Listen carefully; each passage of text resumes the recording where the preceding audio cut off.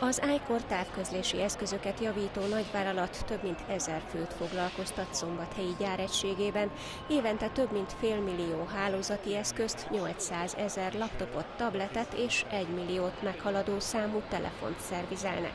A cég többek között ezért tartotta fontosnak, hogy a távközlés világnapjához kapcsolódóan megkérdezze a középiskolások véleményét a távközlés jövőjéről. Nagyon fontos dolog az, hogy a technológia folyamatosan fejlődik, és nem biztos, hogy az idősebb generáció tudja tartani ezt a fejlődést így fejben.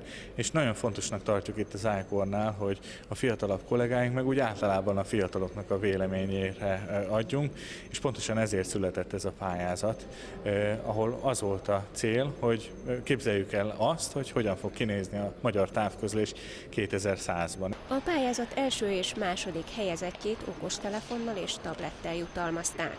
Az egyik, amiről írtam, az volt, hogy az embereknek nem feltétlenül kell megjelenniük személyesen, például egy megbeszélésen, hanem akár egy holografikus felvétellel is ott lehetnek, akár életnagyságban.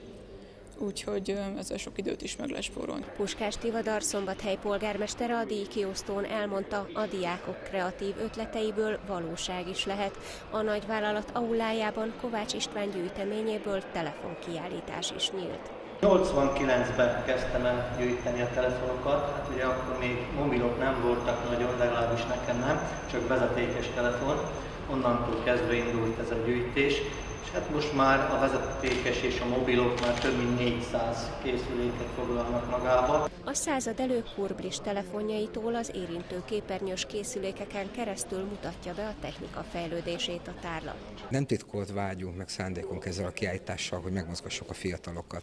Ugyanez volt a vágyunk a középiskolai pályázattal, szerencsénk volt, hogy nagyon sok fiatalt sikerült ebbe bevonzani, illetve megmozgatni. Amit most látunk a munkaerőpiacon, az sajnos egy nem minden területen jó trend, nagyon kevés szakembert sikerült találnunk. A telefonkiállítás június 4-éig bárki számára látogatható az iCore Szombathelyi gyáregységében.